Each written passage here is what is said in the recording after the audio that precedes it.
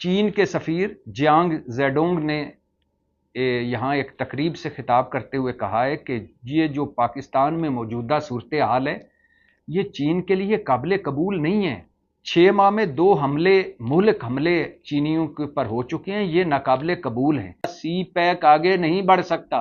कि चाइनीज़ और इंडियंस ये जो मिल गए हैं ना, ठीक है, ये एक बहुत बड़ी, आप देखिएगा कि हमारे लिए एक ऑप्शंस जो हैं वो कम हो रही हैं पाकिस्तान के लिए। अब पाकिस्तान जो है वो कोशिशें कर रहा है कि चाइना को कोई सी पैक 2 में इन्वेस्टमेंट करे, लेकिन चीनी सफीर की जानिब से पब्लिक फोरम का चुनाव, क्या ये कोई नई फॉरेन पॉलिसी की डायरेक्शन है या रद्दमल ज्यादा स्ट्रॉन्ग था इसलिए पब्लिक फोरम का चुनाव किया गया? The Indian and Chinese troops exchanged sweets at several border points along the line of actual control on Diwali.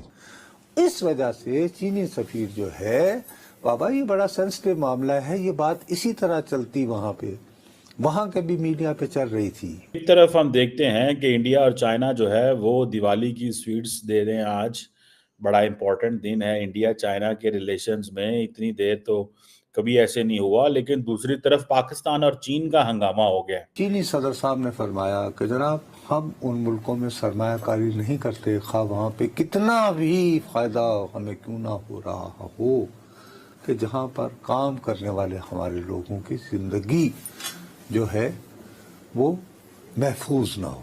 लेकिन गुज़श्ता चंद दिनों में कुछ ऐसा हुआ कि उसके बाद लगता है कि अपेरेंटली दोनों मुल्कों के दरमियान एक ताल्लुकात में तल्खी है। दिवाली के मौके पर दोनों पक्षों ने एक दूसरे को मिठाइयां बांटी।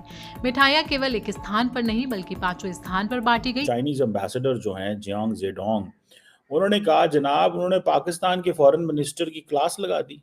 तो एक गैर मामूली उस वक्त वाक़या पेश आया जब जैसे ही इसहाक डार साहब तकरीर करके स्टेज से नीचे उतरे और फिर अचानक से जो चीन के सफ़ीर हैं वो उठे और उन्होंने सीधा वीडियो का थोड़ा सा हिस्सा आगे बढ़ाकर आप सीधे वीडियो के मेन भाग पर पहुंच सकते हैं।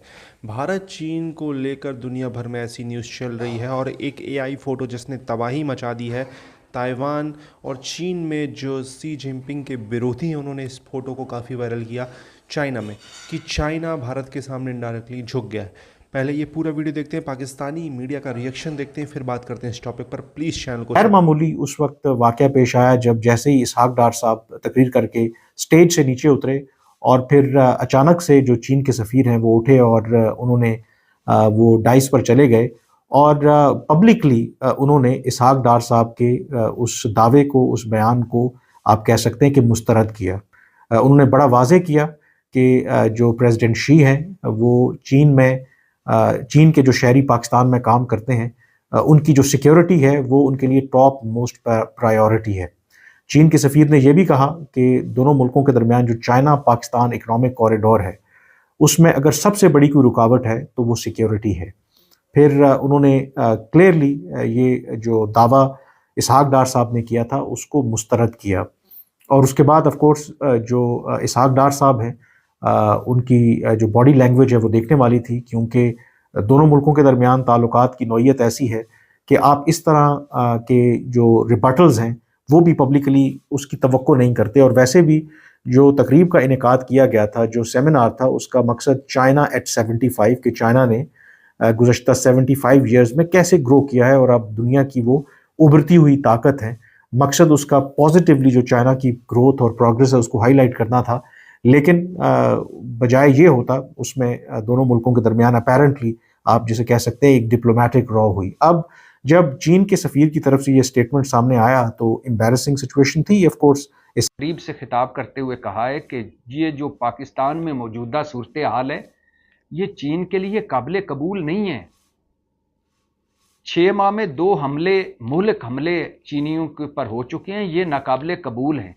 जब तक दहशतगर्दों के खिलाफ क्रैकडाउन नहीं होता, जब तक हमें महफूज माहौल फराम नहीं किया जाता, सी पैक आगे नहीं बढ़ सकता। चीनी सदर इस हवाले से बहुत फिक्रमंद हैं और हमने बारहा पाकिस्तानी हुकाम को अपनी सिक्योरिटी के हवाले से आगाह किया है। ये कौन कह रहा है? चीनी सफ़ीर। चीनी कौम के बारे में कहा जाता है कि वो फुल स्टॉप कामा इधर उधर नहीं लगाते, वो बढ़ के नहीं मारते, वो इस लड़ाइयाँ नहीं लड़ते।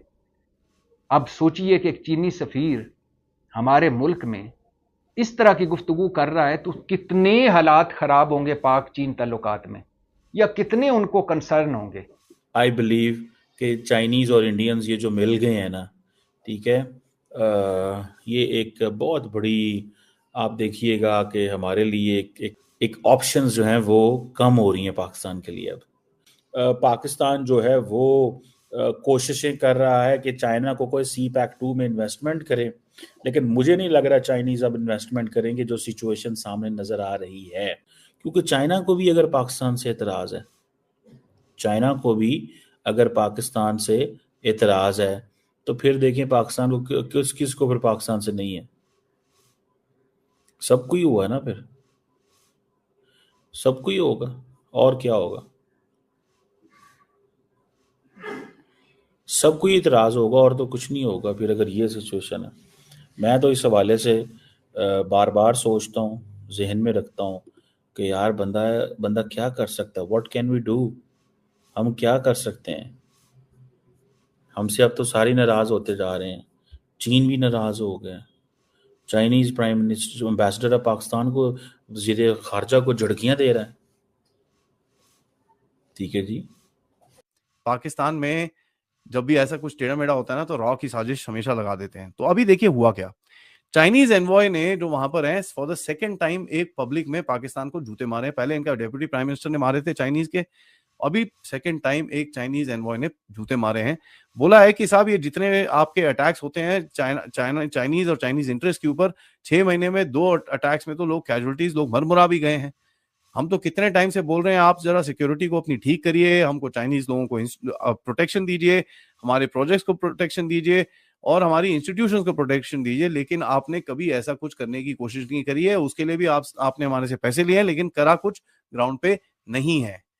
चाइनीज एनवॉय ने यह भी बोला कि साहब सिवियरली पनिश करिए परपेट्रेटर्स को और क्रैकडाउन करिए एंटी चाइना टेररिस्ट ग्रुप को। अब वो कौन है ये हमको पता ही है, बीएलए, जिसकी तरफ से एक बड़ा क्लियरली आया कि भाई चाइना तू इधर पे घुसा तो तेरी पैंट उतार दूंगा।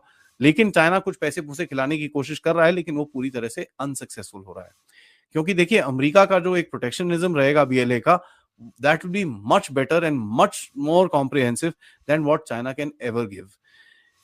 तो ये चाइनीज बोल रहे हैं, डिमांड कर रहे हैं पाकिस्तानियों के, ये ठीक नहीं है, आप इसको जरा ठीक करिए, सिक्योरिटी सबसे बड़ी कंसर्न है। और ये चीज, ये मैसेज सी जिनपिंग और चाइना की हाईएस्ट लीडरशिप की तरफ से पाकिस्तान को मैं देता हूं, who is the Chinese envoy, कि साहब ये चीज चलेगी नहीं और ये सबसे बड़ा कंस्ट्रेंट है जो CPEC China Pakistan economic corridor है उसके लिए।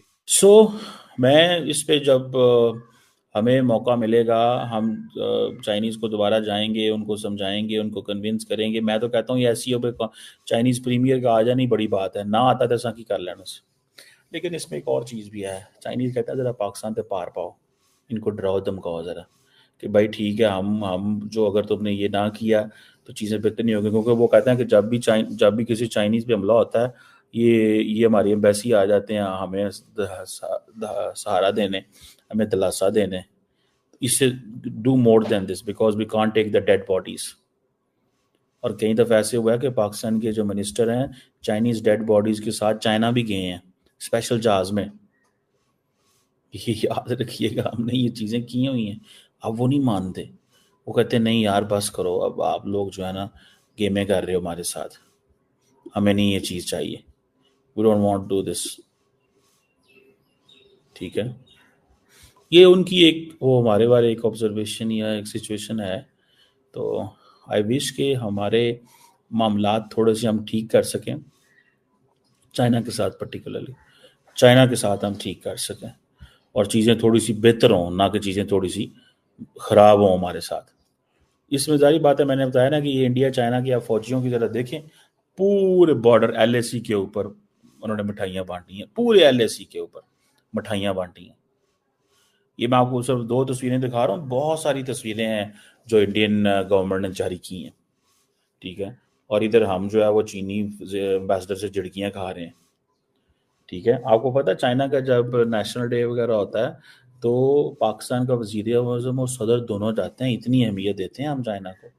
कभी नहीं गए, कभी नहीं गए, कभी भी नहीं गए हम।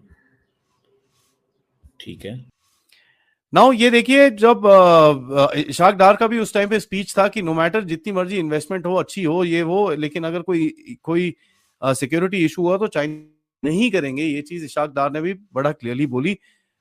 अब देखिए कि भाई ये दोनों को अंडरस्टैंडिंग तो है ही कि भाई पिटाई तो हो रही है, अब करें तो करें क्या, चाइनीज पीछे हट नहीं सकते, बिकॉज अगर पीछे हटेंगे तो नाक कट जाएगी, आगे बढ़ेंगे तो बंदे मरेंगे। तो चाइनीज भी बड़ी फनी सिचुएशन में वहां पर फंस चुके हैं। लेकिन एक चीज इनको ये भी पता है कि साहब पाकिस्तान किसी तरफ नहीं जा रहा है, और ये चीज चाइनीज को समझ में आने पर पाकिस्तान कभी भी अपने आप के ऊपर ब्लेम नहीं देगा, हमेशा दूसरे के ऊपर ब्लेम डालने की कोशिश करेगा।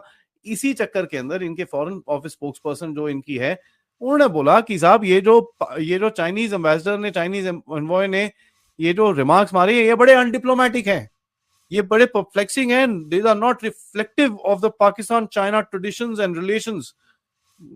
मतलब इतना दम आ गया इनके अंदर, भाई तुम $60 बिलियन इनके खा चुके हो, उसके बाद उनको आप समझाओगे तुम्हारी ट्रेडिशंस और रिलेशंस क्या है? आई यार बोलते हैं ना पाकिस्तान की हालत इतनी खराब है, लेकिन फिर भी ना बोलते हैं हमारी नाक हमेशा ऊपर रहेगी, नाक भी कटी हुई है, वो भी है। अब चाइना को ये लोग डिप्लोमेटिक लात मारने की कोशिश कर रहे हैं, ये कचरे को कौन।